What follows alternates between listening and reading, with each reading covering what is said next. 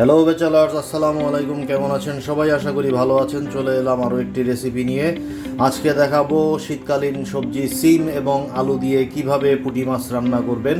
তো দেখতে পাচ্ছেন এখানে আমি কিছু পুঁটি মাছ নিয়ে নিয়েছি, কয়টা সিম নিয়ে নিয়েছি, দুটো আলু নিয়ে নিয়েছি, পেঁয়াজ এবং কাঁচামরিচ নিয়ে নিয়েছি। তো এই হচ্ছে আমাদের আইটেম। তো বরাবরের মতোই কুকিং ফর বেচালা চ্যানেলে আপনাদেরকে স্বাগতম জানাচ্ছি। তাহলে চলুন শুরু করে দিই। আমরা সিম এবং আলু, পেঁয়াজ, কাঁচামরিচ এগুলো সুন্দর করে কেটে ফেলবো।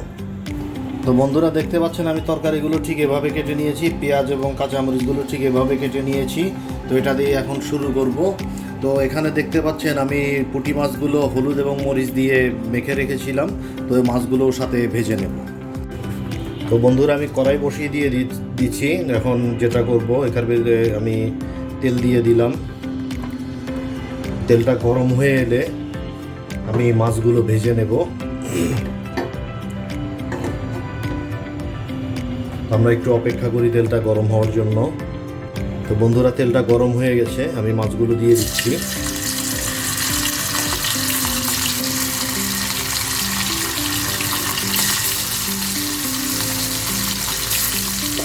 সবগুলো মাছ দিয়ে দিলাম। এগুলো উল্টো পাল্টে করে আমি ভালোভাবে ভেজে নেব। তো বন্ধুরা দেখতে পাচ্ছেন মাছগুলো ভাজা হয়ে গেছে। এখন আমি মাছগুলো তুলে নিচ্ছি। মাছগুলো তুলে নিলাম, দেখতেই পাচ্ছেন। এবার আমি যেটা করব, এর ভিতরে পেঁয়াজ মরিচ যে কেটে রেখেছিলাম সেগুলো দিয়ে দেব। আমি পেঁয়াজ মরিচগুলো দিয়ে দিলাম।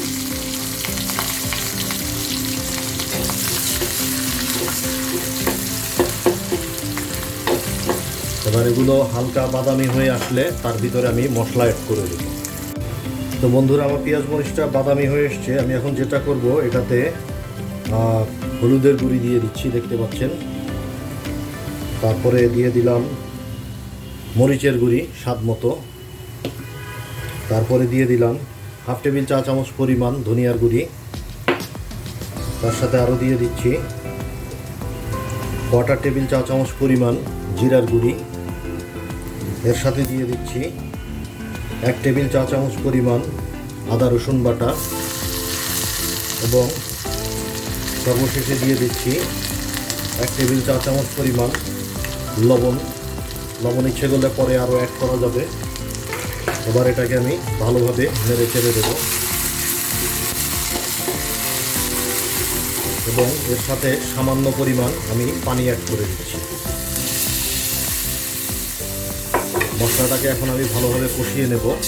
কষানো হয়ে গেলে তারপরে আমি এর ভিতরে তরকারি দিয়ে দেব।